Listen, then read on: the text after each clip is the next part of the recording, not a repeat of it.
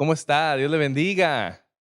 Es un gusto saludarlo en esta tarde. De verdad nos da mucho gusto que nos acompañe una vez más en esta tarde de jueves, en donde podemos compartir un momento más de la palabra, compartir un momento más de escudriñar la Biblia, de escudriñar lo que el Señor ha hecho por nosotros. De verdad nos honra, nos complace que esté conectado en esta tarde a esa transmisión en vivo desde el escenario de Iglesia Ríos. De verdad es un gusto que esté con nosotros. Ya estamos viendo la luz al fondo del túnel en que se está terminando esta cuarentena. Ya estamos viendo cada vez más cerca y más posible estar juntos otra vez aquí reunidos. Ya dentro de no mucho tiempo nos vamos a volver a ver frente a frente. Vamos a continuar las prédicas cara a cara aquí presencialmente. Hay que ser pacientes y esperemos que esto pase más pronto de lo que esperamos. Nos da mucho gusto que nos acompañe, lo reitero. Si puede, ahí donde está ahorita, comparta esta transmisión a sus muros, a los grupos donde esté usted. Comparta la transmisión para que más personas puedan ser alcanzadas por este medio. Ahí en la transmisión usted está viendo casi el primer botón que le aparece y es compartir. Así que comparte esa transmisión, etiquete más personas, comparta en su muro, comparta en grupos, inicie un video en grupo con amigos, con familiares que lo puedan ver desde su muro y que esto nos ayude a compartir el evangelio. Así es que, como sabe, cada jueves estamos viendo un nuevo capítulo acerca del libro de Corintios. Ya presencialmente analizamos Hechos, analizamos Romanos.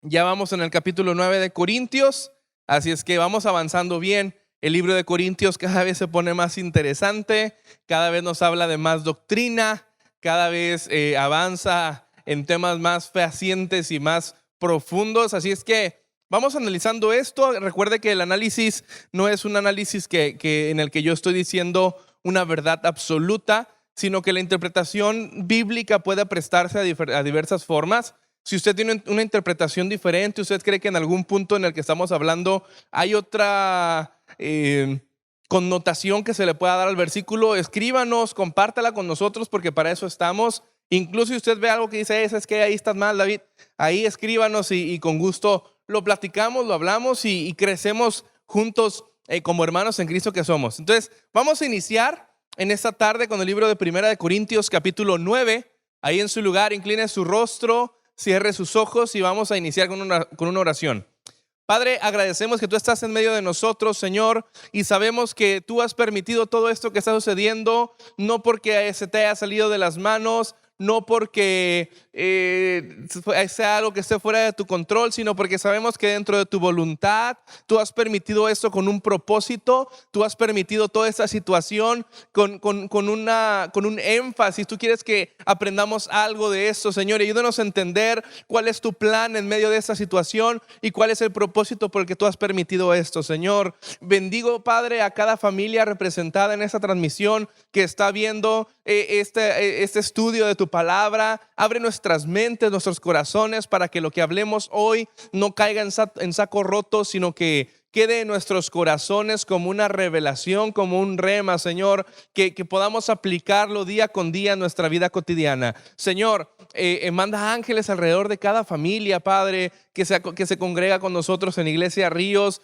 Guárdalos de cualquier virus, de cualquier contagio, de cualquier accidente a quienes tienen que andar fuera en la ciudad. Manda ángeles alrededor de sus vidas, de sus familias, de sus hijos, Señor. Los bendecimos en tu nombre, declaramos y sabemos que tú estás dentro de nosotros y que nada puede sucedernos si tu voluntad no lo permite. Te lo pedimos todo esto en el nombre de Cristo Jesús. Amén y amén. Muy bien.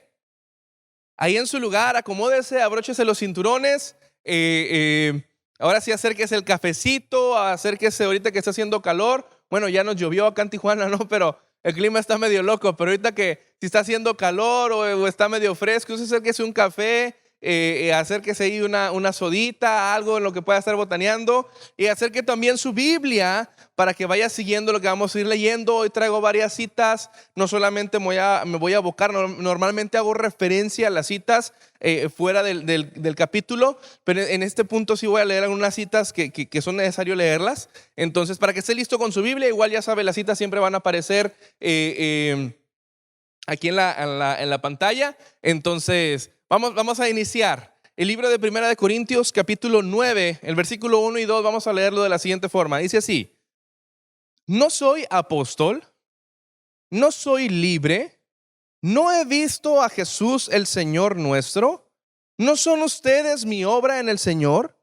Si para otros no soy apóstol, para ustedes ciertamente lo soy, porque el sello de mi apostolado son ustedes en el Señor. Fíjese bien, recordemos el contexto. En el capítulo anterior, en el capítulo 8, vimos lo sacrificado a los ídolos. Y Pablo cierra el capítulo con una conclusión fuerte. Él dice: si la carne le es ocasión de caer a mi hermano, no comeré carne jamás. Esa es su conclusión. Con eso cierra el capítulo. Y entonces Pablo ahora va a decir: ok, yo como apóstol tengo derechos, tengo ciertos beneficios por ser apóstol de Jesucristo, por predicar la palabra. Tengo ciertos beneficios que me merezco o que puedo recibir por el hecho de ser apóstol, pero yo a ciertos beneficios, a muchos beneficios, he renunciado por tal de que Jesucristo sea exaltado. Entonces él dice: aunque apostólicamente, aunque incluso mismo dentro de la misma iglesia, como apóstol yo tengo derechos, prefiero renunciar a muchos derechos para que Cristo sea exaltado, para que beneficie a que se comparta más el evangelio. Entonces Pablo comienza diciendo esto: no soy yo apóstol. Esto es obvio. Ahora nosotros, el apóstol Pablo lo tenemos como casi el mayor de los apóstoles, aunque él se consideraba el más pequeño y el menor de los apóstoles y de los santos. Pero los corintios habían puesto en duda el apostolado de Pablo. Ellos creían que quizás él era un buen predicador, que quizás él era un buen evangelista, que quizás él era una persona que simplemente era un buen orador. Pero llegaron a dudar acerca de que Pablo era apóstol. Y entonces Pablo continúa el versículo nombrando las evidencias de lo que debería ser un apóstol. Por eso dice: no soy libre. Pablo está diciendo: yo no estoy bajo autoridad de nadie en la tierra, sino bajo la autoridad de Jesucristo, sometiéndome a mis hermanos, porque él mismo lo escribió: someteos unos a otros, pero bajo autoridad de nadie. Nadie más está sobre mí en autoridad sino el mismo Jesucristo. Y mientras que otros cristianos y otras iglesias necesitaban, no era requerimiento de ellos que estuvieran bajo autoridad apostólica, que estuvieran bajo cobertura apostólica. Después dice: no he visto a Jesús el Señor nuestro. Pablo insiste en que él no solamente no tuvo una visión de Jesucristo cuando iba en camino a Damasco. Dice la Biblia que Pablo iba en camino a Damasco, creo que ya se sabe la historia. Se aparece una luz frente a él. Pablo cae a tierra y solamente ve una luz. Los que estaban con él vieron la luz, pero no escucharon la voz que le hablaba, y que era Jesucristo diciéndole: Pablo, ¿por qué me persigues? Entonces lo que Pablo está diciendo aquí es: yo no vi una visión de Jesucristo, yo no tuve un sueño acerca de Jesucristo. A mí Jesucristo no me habló en visión. A mí vino Jesucristo y presencialmente se paró frente a mí y me dijo: ¿por qué me persigues? Entonces por eso él está diciendo: no he visto a Jesús, Señor nuestro. Y luego dice: ¿no son ustedes mi obra en el Señor? La prueba de un verdadero seguidor de Jesús, la prueba de una persona que participa de alguno de los ministerios, en este caso de Pablo como oficio de apostolado, es el fruto que lleva en sí. Porque la prueba está en el fruto. La prueba de un verdadero apóstol, la prueba entre los cristianos de que hay un apóstol, de que hay un pastor, de que hay un evangelista, es su fruto. Y el fruto no en cuánto dinero tiene, o no en cuánto puede viajar, o en cuánto llena tiene su agenda, sino en cuántas almas ha traído para el Señor. Ese es el verdadero fruto, porque incluso el llenar iglesias ni siquiera es algo que pueda contarse como fruto. El llenar una iglesia de cristianos no tiene mayor mérito. El mayor mérito es cuando una persona que no conoce a Jesucristo se convierte al cristianismo y comienza una nueva relación con Jesucristo. Ese es el verdadero mérito, ese es el verdadero fruto. Entonces Pablo, cuando dice, no son ustedes mi obra en el Señor, ellos eran el sello del apostolado de Pablo. Por eso Pablo dice en el versículo 1, en el versículo 2, porque el sello de mi apostolado son ustedes en el Señor. Entonces, lamentablemente en nuestra actualidad se ha caído en una cantidad incontable de abusos, una cantidad incontable en que se ha herido a la iglesia a través de muchos llamados apóstoles, a través de muchos llamados que se autonombran apóstoles, y en esta actualidad se ha dado una apostolitis tremenda, y como se ha caído en abusos acerca de los ministerios, se ha caído en abusos acerca de los dones, se han hecho dos corrientes opuestas acerca de los dones y de los ministerios. Muchos dicen que ya no hay apóstoles, que los apóstoles fueron únicamente para una época y que los profetas fueron únicamente para una época, y que ya no hay dones y que los dones fueron únicamente para una época en lo que se terminaba el canon bíblico, y ya, ahora ya no hay dones ni dos de los ministerios. Luego hay otros que se van al otro extremo y dicen, no, ¿sabes qué? Es que sí están todos los dones operando y sí están todos los ministerios operando, pero abusan de ello, y a cualquier pastor se quiere autonombrar apóstol no porque tenga en sí el llamado al apostolado, sino porque quieren un título que les haga jerarquizar como la mayor autoridad de la iglesia. Otros abusan de los dones, hablando de dones de profecía, de dones de sanidad, haciendo sanidades que obviamente no son sobrenaturales, donde ellos sí las ven, haciendo cualquier cantidad de shows dentro de la iglesia simplemente para llamar la atención y para demostrar qué tan ungidos o qué tan espirituales son. Y también está mal. Ahora, no me malinterprete, no me apedree antes de tiempo. No podemos negar la continuidad de los dones. No se puede negar, porque no hay más que un solo versículo bíblico que da alusión a que posiblemente se van a terminar los dones, pero ni siquiera dice una fecha determinada. Es solo un versículo entre todos los demás versículos que dicen que la continuidad bíblica de los dones está vigente. Entonces, eso de decir que no hay dones es algo que no es correcto. Los dones continúan vigentes hasta el día de hoy. Y hay quienes dicen que fueron para una etapa bíblica, para una etapa inicial de la iglesia, pero en el siglo II, después de Cristo, hubo padres de la iglesia que escribieron acerca de las señales y los prodigios que los cristianos continuaban haciendo. Entonces, hasta el año 200, hasta el año 120, 130, hasta el 150 después de Cristo, se continuaban haciendo maravillas entre los cristianos. Entonces, no fue algo exclusivo de la etapa apostólica o de la etapa de los apóstoles de Jesucristo. Fue algo que hasta el día de hoy se continúa haciendo, es algo que hasta el día de hoy siguen existiendo los dones. El hecho de que haya abusos no implica que no existan los dones.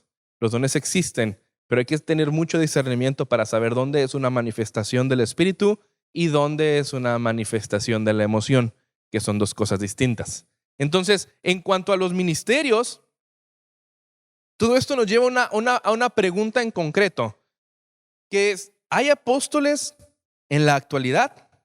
Me voy a meter en camisa de 11 varas con esto. No quiero que me apedree, ni quiero que me crucifique antes de tiempo. Quiero que se siente a la luz de las Escrituras, analice lo que yo le voy a leer, analice lo que vamos a hablar el día de hoy. En base a eso, usted termine pidiéndole al Espíritu Santo que le dé la interpretación correcta de todo esto.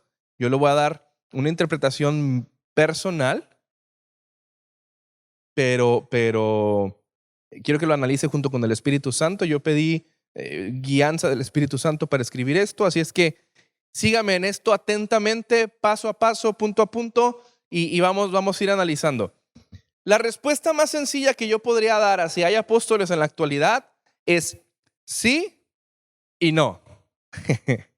Y no quiero que me apedree. En el Nuevo Testamento vemos que hubo 12 apóstoles de Jesucristo. Los 12 apóstoles de Jesucristo, de los cuales Judas se quita la vida después de que Jesucristo es crucificado. Y después en Hechos capítulo 1, Pedro propone a 2 personas, José y Matías, para que sean elegidos como los nuevos, como el reemplazo o la sustitución de Judas para completar los 12 por las 12 tribus de Israel. Y entonces ponen una rúbrica, ponen ciertos requisitos necesarios para quienes iban a poder suplir el lugar de Judas. Y entre estos había uno en específico que decía: quien haya estado desde el inicio de los días de Jesucristo, desde que Jesucristo empezó a enseñar hasta que lo crucificaron y resucitó y siga con nosotros. Ese era uno de los requisitos. Y otro era que haya visto a Jesucristo resucitado. Entonces, entre ellos, que eran Matías y José, echan suerte los apóstoles orando al Señor, y la suerte cae con Matías. Entonces Matías fue parte de los 12. Entonces después Pablo es llamado por Jesucristo a ser el apóstol de los gentiles, y entonces también es un apostolado. Entonces muchos usan esta rúbrica de argumentos para decir, para hacer la premisa de que hoy en día ya no hay apóstoles, usando la premisa que puso aquí, que puso aquí Pedro, que es el ver a Jesús resucitado. Y como en la actualidad nadie ha visto en persona, así frente a frente, personalmente a Jesús resucitado, sino en visiones quizás o en sueños, pero frente a frente nadie lo ha visto, muchos concluyen en que, bueno, pues si nadie lo ha visto, pues no hay apóstoles ya, porque nomás ellos pudieron verlo resucitado. Pero hay un problema, hay varias citas de la Biblia que hacen que esta teoría se caiga a pedazos. ¿Por qué? Porque la Biblia también llama apóstol a Santiago en 1 Corintios capítulo 15 y versículo 7, y en Gálatas capítulo 1 versículo 18 y 19 se llama a Santiago hermano de Jesús. Recuerda que los hermanos de Jesús no creyeron en Jesús mientras estaba en su ministerio, sino hasta que lo vieron resucitado, hasta después. Entonces Santiago fue llamado apóstol. Bernabé en Hechos 14:14 y en 1 Corintios 9:6 es llamado apóstol. También se le llama apóstol. Andrónico y Junias en Romanos capítulo 16 y versículo 7 también es llamado apóstol. Silas y Timoteo en 1 Tesalonicenses 1:1 y en 1 Tesalonicenses 2:7 son llamados apóstoles tanto Silas como Timoteo. Y Apolos en 1 Corintios capítulo 4 versículo 6 y versículo 9 también es llamado apóstol. Ahora, de estos le puedo asegurar que ni Andrónico, ni Junias, ni Timoteo y ni Apolos vieron a Jesucristo en persona. Y aún así son llamados apóstoles. Entonces los que dicen es que los que tuvieron que haber visto a Jesús resucitado, y bueno, ¿y estos por qué se les llama apóstoles también? Porque a estos también se les dice apóstoles si por lo menos estoy seguro que Timoteo y Apolos no vieron a Jesús resucitado, porque ni siquiera eran judíos, eran griegos. Ni siquiera les tocó a Timoteo, ni siquiera le tocó estar en una etapa adulta cuando Jesucristo estaba en su ministerio. Entonces ellos son llamados apóstoles y no cumplen los requisitos de la rúbrica que puso Pedro. Entonces la teoría de que si no viste a Jesús resucitado, entonces ya no puede ser apóstol, se cae a pedazos con esto. Ahora, no quiero entrar a detalle profundo a este tema, porque de este tema podemos sacar una serie si quiere de 4 o 5 temas y nos falta tela que cortar. Quiero irme rápido con esto. Hay que hacer una clara diferencia entre el oficio de apóstol y el ministerio de apóstol. Son dos cosas similares pero distintas. Ambos parecen ser lo mismo, pero tienen ciertas diferencias. En Hechos capítulo 1 y versículo 20, el apostolado es presentado como oficio para los apóstoles de Jesucristo. Y en el versículo 25, el mismo Pedro hace una distinción entre ministerio y apostolado. No los pone juntos, no los revuelve, no son la misma cosa. Ministerio y apostolado, Pedro hace una distinción entre ambos. El oficio de apóstol fue dado para poner el fundamento del evangelio. El oficio de apóstol fue dado para que fundamentaran el evangelio, y el fundamento del evangelio es Cristo Jesús. Por eso los apóstoles por oficio únicamente son los 12 apóstoles de Jesucristo. Se suicida, se quita la vida Judas, después viene Matías y Pablo, 12 apóstoles de oficio, nada más. No hay más apóstoles de oficio. Entonces, para los apóstoles de oficio es que aplica esta rúbrica. Por lo tanto, el mismo Pablo explica en 1 Corintios y Gálatas que los apóstoles pusieron el fundamento que es Cristo, sobre el cual los ministerios son para edificación. Pablo, lo vimos en el capítulo 3 de Corintios, él hace una analogía en el que él dice: nosotros como apóstoles pusimos los cimientos, pusimos el fundamento que es Cristo. De ahí en adelante, todos los demás son para edificación. Hay la diferencia entre el apóstol por oficio y el ministerio de apóstol. ¿Por qué? Porque los ministerios son para la edificación de la iglesia. En 1 Corintios capítulo 3 y versículo del 10 al 13, sígame en la lectura, dice: conforme a la gracia de Dios que me ha sido dada, yo como perito arquitecto puse el fundamento y otro edifica encima, pero cada uno mire cómo sobreedifica, porque nadie puede poner otro fundamento que el que está puesto, el cual es Jesucristo. Y si sobre este fundamento alguno edificare oro, plata, piedras preciosas, madera, heno, hojarasca, la obra de cada uno se hará manifiesta, porque el día la declarará, pues por fuego será revelada, y la obra de cada uno, cual sea, el fuego la probará. Pero fíjese bien, Pablo dice esto bien importante: conforme a la gracia de Dios que me ha sido dada, yo como perito arquitecto puse el fundamento, los cimientos. Eso es lo que dice Pablo. Y luego dice: como nosotros los apóstoles pusimos el fundamento, los que vengan después, quien sea que venga después, simplemente va a edificar sobre ese fundamento que los apóstoles pusimos. En Efesios capítulo 2 y versículo 20 dice: edificados sobre el fundamento de los apóstoles y los profetas, siendo la principal piedra del ángulo Jesucristo mismo. Entonces, todos los demás que venimos y continuamos el evangelio, no estamos dando fundamento. El fundamento ya lo pusieron los 12 apóstoles de Jesucristo, que llevaban el apostolado por oficio. Nosotros estamos poniendo la edificación, estamos edificando el cuerpo de Cristo. Por eso, en Efesios 4:11, que habla de los 5 ministerios, fíjese lo que dice: y él mismo constituyó a unos apóstoles, a otros profetas, a otros evangelistas, a otros pastores y maestros, a fin de perfeccionar a los santos para la obra del ministerio, para la edificación del cuerpo de Cristo. Aquí cambia. El oficio de apostolado era para el fundamento de la iglesia, para poner los cimientos de la iglesia de Jesucristo. El ministerio de apóstol y de profeta y de pastor y de maestro y de evangelista son para edificación de la iglesia. Por eso hoy en día, cuando me preguntan si hay apóstoles, puedo decir sí y no. Ministerio de apóstol hay para edificación de la iglesia. Apóstol como oficio, como los 12 apóstoles que pusieron el fundamento, que su jerarquía más alta de ahí para arriba era únicamente Jesucristo, ya no hay. Hoy en día, lamentablemente, muchas iglesias han sido heridas por quienes se llaman apóstoles y dicen: es que para mí mi cobertura es Jesucristo y nada más. Y muchos, en nombre del cristianismo y haciéndose llamar apóstoles, han hecho atrocidades y han herido a la iglesia. Muchos, haciéndose llamar pastores, usando el ministerio, han hecho atrocidades. Porque hoy en día siempre, a diferencia de los 12 apóstoles de oficio, todos los ministerios tienen que trabajar en conjunto. En una iglesia con una cabeza quíntuple, en una iglesia donde los ministerios van de la mano uno con otro para hacer avanzar a la iglesia.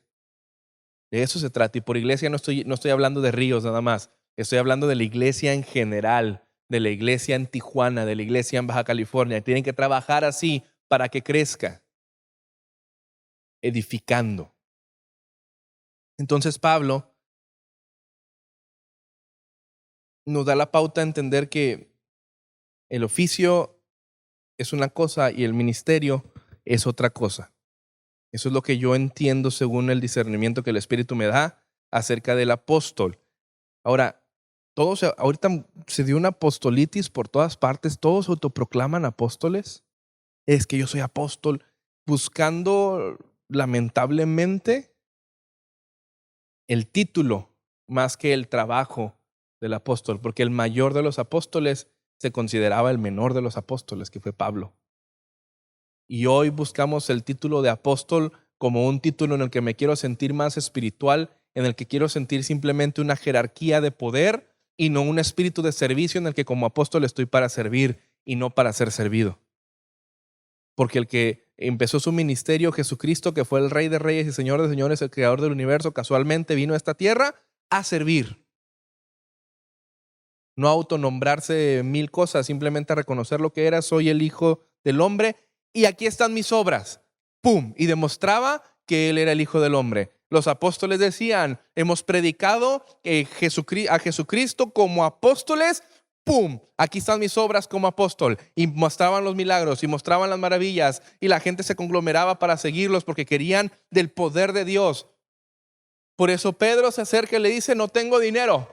Le dice al hombre que estaba a la entrada del templo, le dice: no tengo dinero, no tengo oro, no tengo plata, pero lo que tengo que te doy. No tendré dinero, pero tengo poder de Dios. Levántate en el nombre de Jesucristo y anda. Eso le falta a nuestra generación.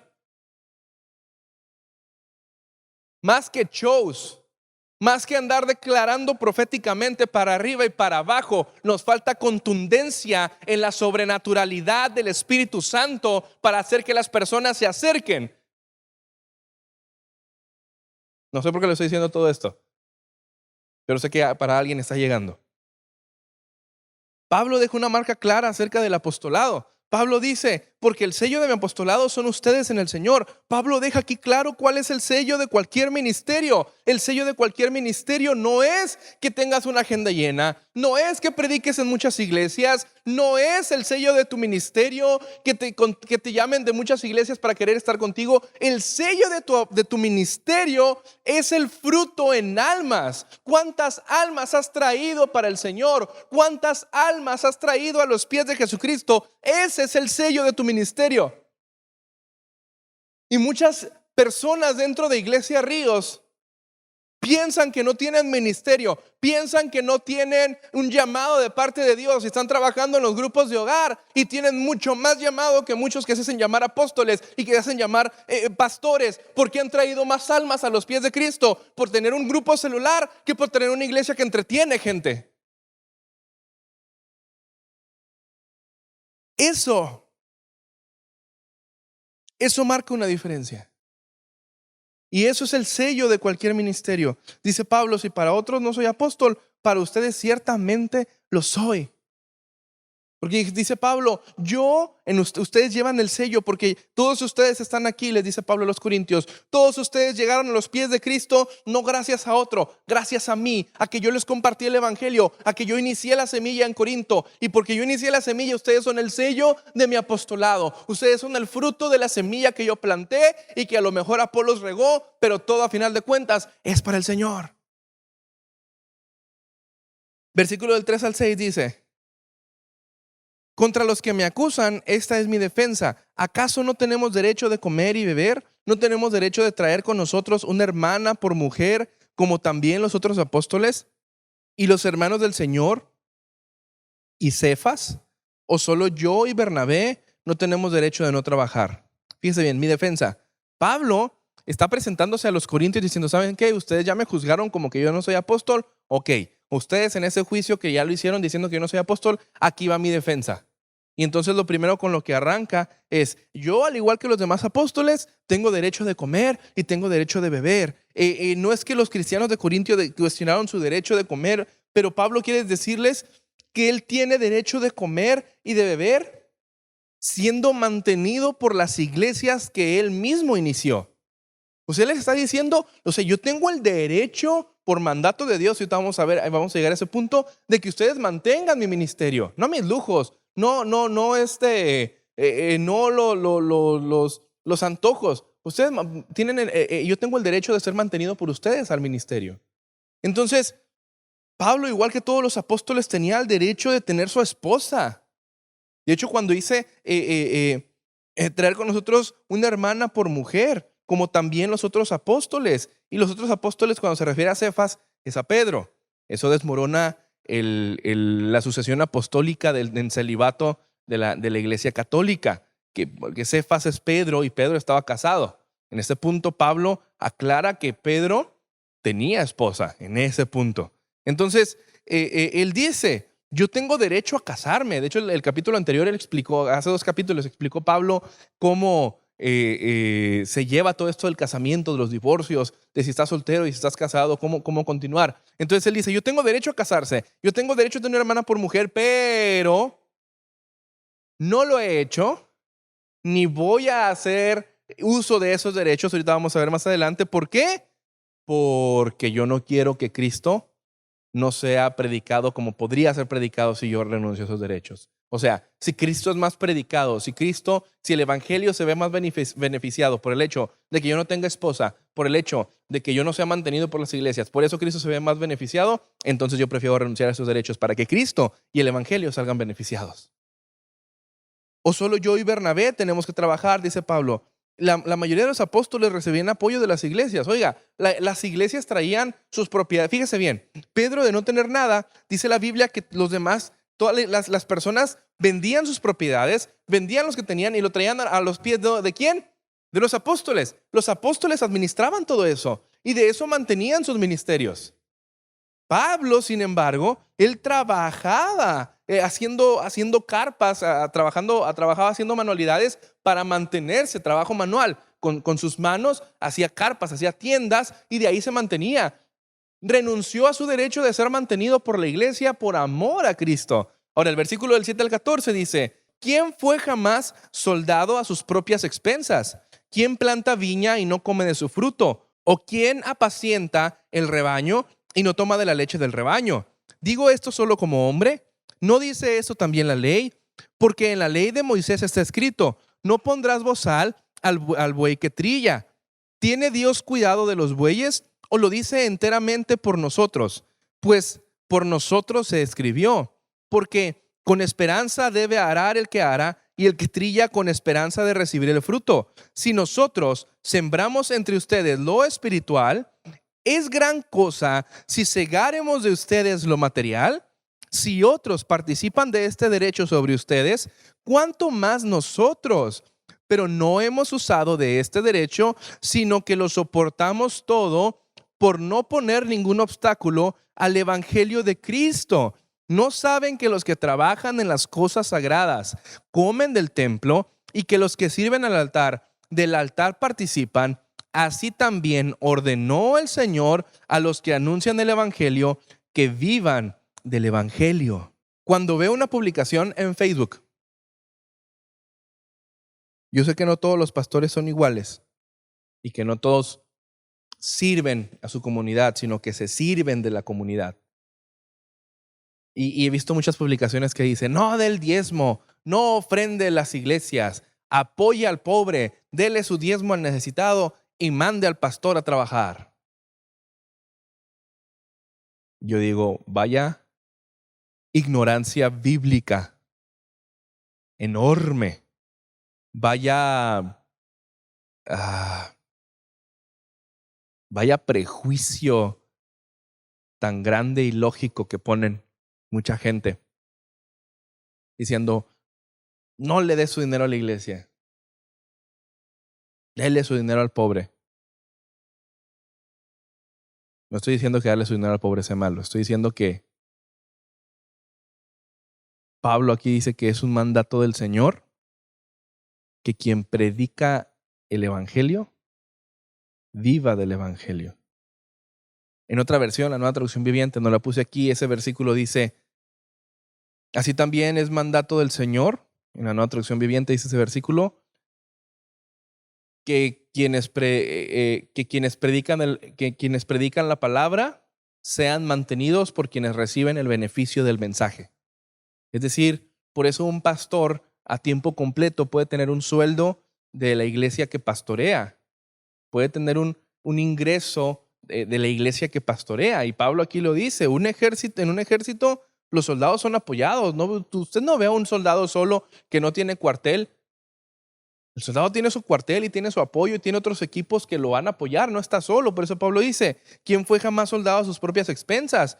El granjero se alimenta de la comida que él mismo planta. aunque la vaya a vender o aunque la vaya a entregar, aunque trabaje incluso para algún señor quien sea dueño de la tierra, el granjero que trabaja la tierra puede comer de ese fruto de la tierra. Por eso Pablo dice, ¿quién planta viña y no come de su fruto?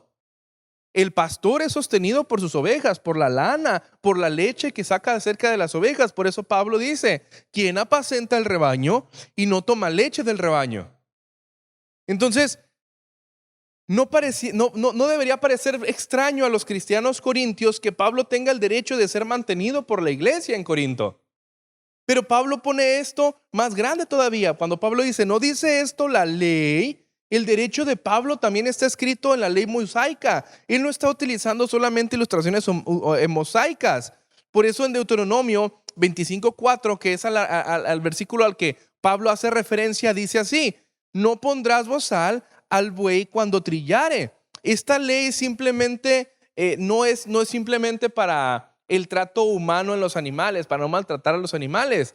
Esta ley es un poco más profunda porque lo que se hacía es que en el grano muchas veces era pisado para que la cáscara cayera y entonces poder sacar únicamente el grano. Y entonces lo usual que hacían es que ponían un buey a que diera vueltas pisando todo el grano, pero no se le ponía bozal para que mientras lo estaba pisando sería muy cruel no darle de ese grano que él mismo está sacando, que no permitirle comer. Por eso él dice la ley, no pondrás bozal al buey cuando trillare. Entonces, ¿tiene Dios cuidado de los bueyes? Sí, pero el principio que está en Deuteronomio capítulo 25, versículo 4, es mucho más importante que proveer las necesidades de los bueyes. Dios está estableciendo el principio de que un ministro tiene el derecho de ser mantenido por la gente que está ministrando. Ahora, no se me confunda.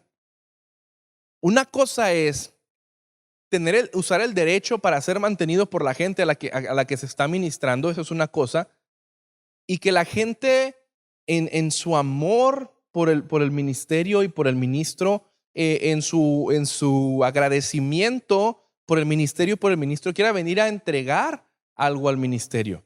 Es una cosa, y eso es bueno.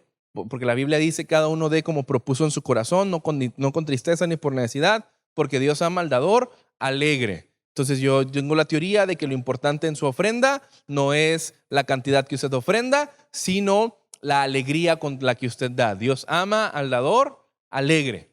Entonces, una cosa es cuando la gente en agradecimiento al trabajo del ministro que está frente a ellos quiere bendecir.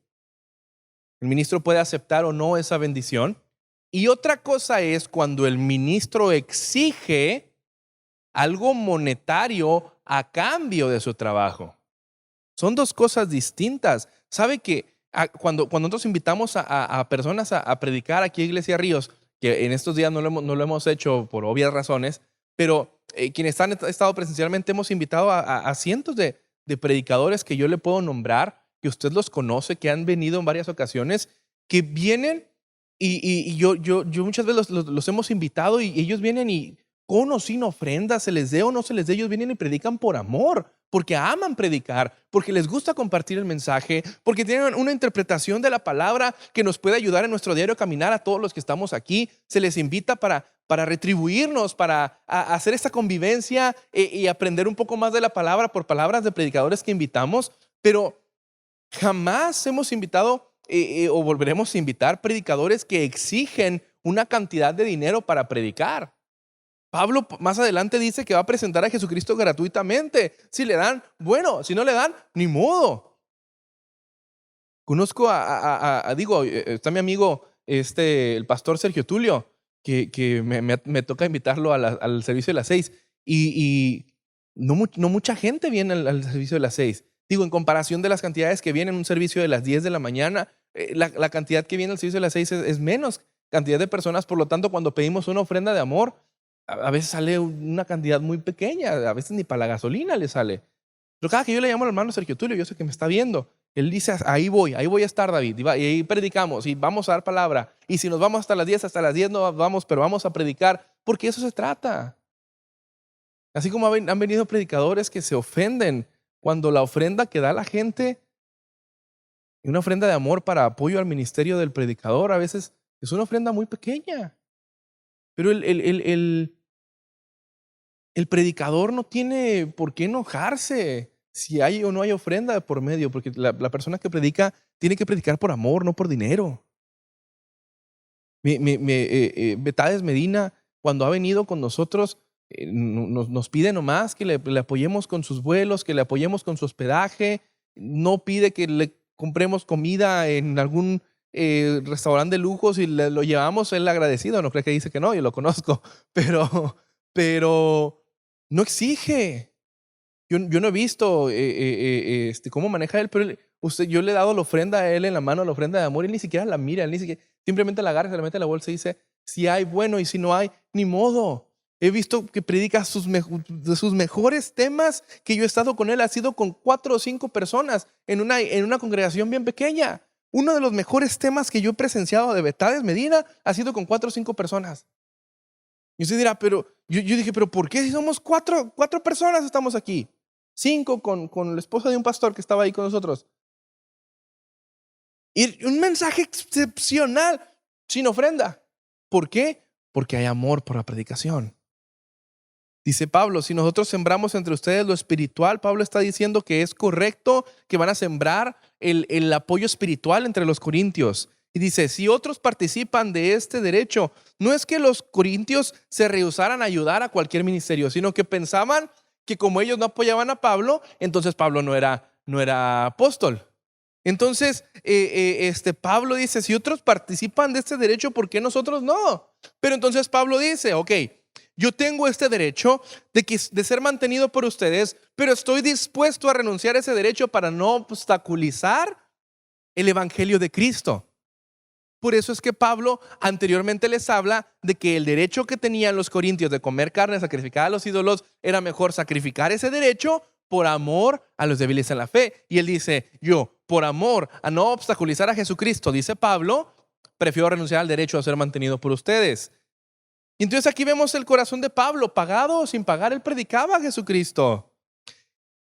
Versículo del 15 al 18 dice, pero yo de nada de esto me he aprovechado, ni tampoco he escrito esto para que se haga así conmigo, porque prefiero morir antes que nadie desvanezca esta mi gloria. Pues si anuncio el evangelio, no tengo por qué gloriarme, porque me es impuesta necesidad. Y ay de mí si no anunciare el evangelio. Por lo cual, si lo hago de buena voluntad, recompensa tendré. Pero si de mala voluntad, la comisión me ha sido encomendada. ¿Cuál pues es mi galardón? Que predicando el evangelio presente gratuitamente el evangelio de Cristo para no abusar de mi derecho en el evangelio. Pablo dice, yo de nada de esto me he aprovechado. Pablo tenía el derecho de ser mantenido por los corintios, pero dijo, no uso ese derecho por no obstaculizar el evangelio de Jesucristo. Dice, ni tampoco he escrito esto para que se haga así. Es decir, Pablo no les está escribiendo eso para, no, ahora de hoy en adelante me mantienen porque yo. Él no está escribiendo eso, él está poniendo un ejemplo diciendo, yo como apóstol renuncié a ese derecho para no obstaculizar a Cristo. Ustedes como creyentes renuncian a su libertad cristiana muchas veces para no obstaculizar a Cristo. Dice, porque prefiero morir antes que nadie desvanezca esta mi gloria. Pablo, cuando habla aquí de la gloria de Pablo, no era que él predicó el evangelio. Él tenía que hacerlo porque él especifica más adelante porque me es impuesta necesidad, sino que él podía hacerlo sin pedirle apoyo a sus escuchas. Es decir, la gloria de Pablo no era que predicar el evangelio, sino que él podía predicar y continuar predicando sin necesidad de ser mantenido por las iglesias. Esa era la gloria de Pablo.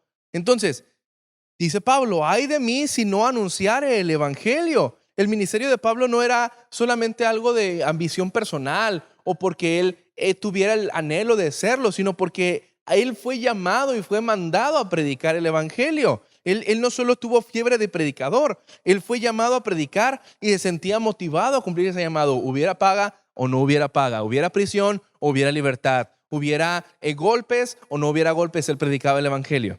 Si lo hago de buena voluntad. Fíjese bien, la versión Dios habla hoy traduce este versículo de la siguiente forma.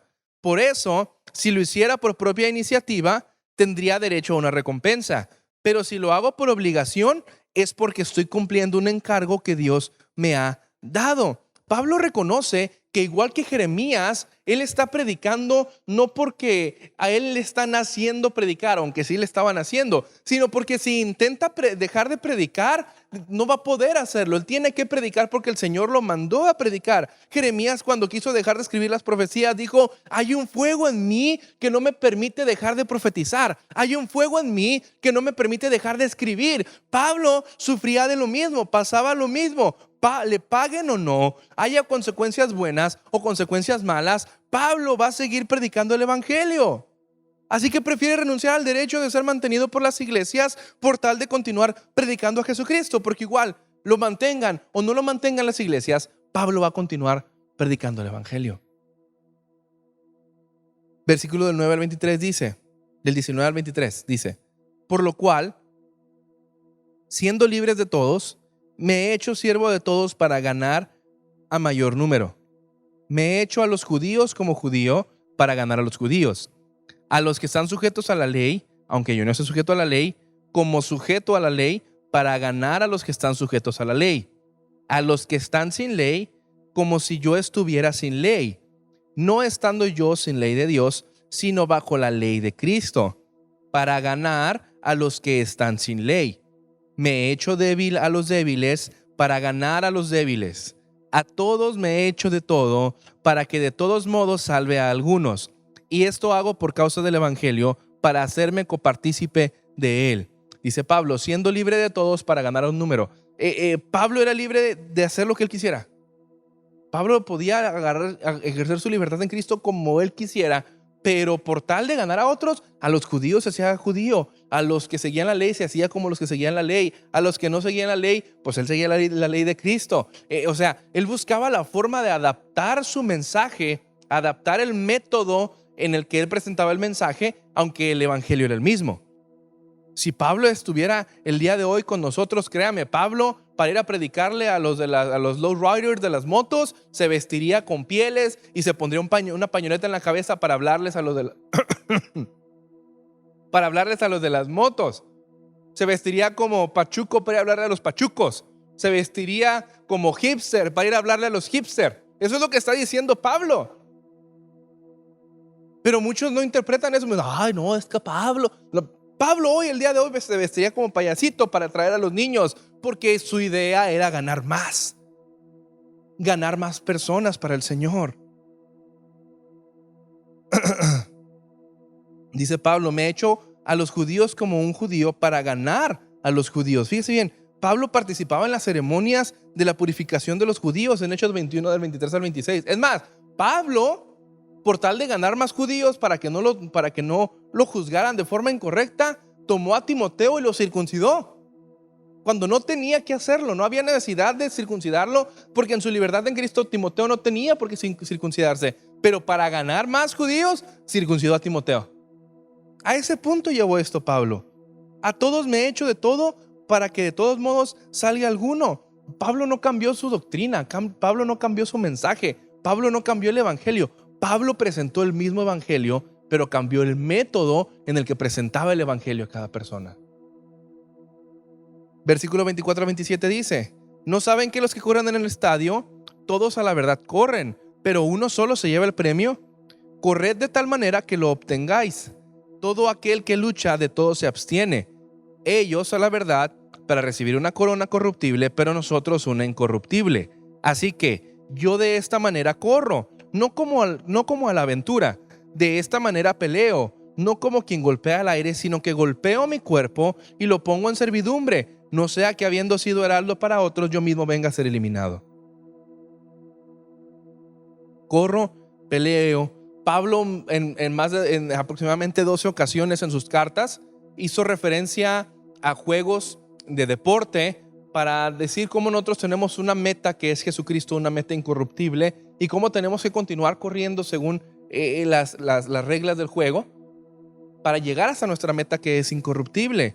Dice, corred de tal manera que lo obtengáis. Pablo está diciendo, pongan esfuerzo, corran de tal forma que lleguen a la meta, que ganen la corona. No corran sin ganas a ver si llego, no, corran con un objetivo que es Jesucristo, corran con ganas de llegar a la meta. Después dice Pablo, para para competir como atleta uno debe abstenerse. Esto básicamente se refiere a disciplina, porque Pablo dice aquí en el versículo, dice, todo aquel que lucha de todo se abstiene. Pablo está diciendo, para ser un atleta tienes que abstenerte de cosas que a lo mejor no son pecado, pero no te van a ayudar a tu meta en Cristo. Porque una persona que es un atleta, un gimnasta, un corredor, un futbolista, hay muchas comidas que ellos no comen, que no son comidas dañinas. Yo conozco, he visto atletas que comen ciertas comidas rigurosas y uno dice, oye, come lechuga. No, pero ¿por qué no? La lechuga es saludable. Sí, pero no para mí. Oye, ¿comes eso? No, para mí no es saludable. Y se abstienen de muchas cosas y uno dice, ¿por qué? Porque tienen una meta, que es ganar en el deporte en el que ellos están. Así en el cristianismo, muchas veces nosotros vemos muchas cosas que son buenas, que a lo mejor en sí mismas no son pecado, que no nos van que no son algo malo como tal, pero que si las consumimos no nos van a ayudar a acercarnos a nuestra meta en Jesucristo. Ahí meta música, ahí meta tatuajes, ahí meta piercings, ahí meta Netflix, ahí meta un montón de cosas que a lo mejor no son pecado, pero que no nos van a ayudar a crecer nuestra relación con Jesucristo. Dice Pablo, golpeo mi cuerpo. Golpear es una definición muy sencilla, muy ligera. La palabra en realidad significa poner un ojo morado. Dice Pablo, yo me pongo los ojos morados porque yo quiero que mi cuerpo, mi carne no se enseñoree de mi espíritu, sino que mi espíritu gobierne. Y dice Pablo, y lo pongo en servidumbre. Esto es literalmente traer nuestra carne como esclavo. El salmista David decía, bendice alma mía a Jehová y no olvides ninguno de sus beneficios. O sea, le está exigiendo a su alma David. Le está diciendo, te exijo que bendigas a Jehová, alma mía. Está poniendo su cuerpo, está golpeando su carne, su alma. Muchos usan este versículo como base de autolacerarse. Hay quienes van, ahora el 12 de diciembre, ¿no? Que hacen muchos la caminata ya para la Virgen de Guadalupe, ¿no? Y caminan de rodillas y se van azotando para hacerse más santos o para pagar penas. Oiga, no nos hacemos más santos golpeándonos, nos hacemos más santos buscando más de Dios, alejándonos del pecado. No vamos a pagar el pecado sacrificándonos nosotros, porque entonces estamos minimizando el sacrificio de Jesucristo. La única forma de santificarnos es acercarnos a Dios.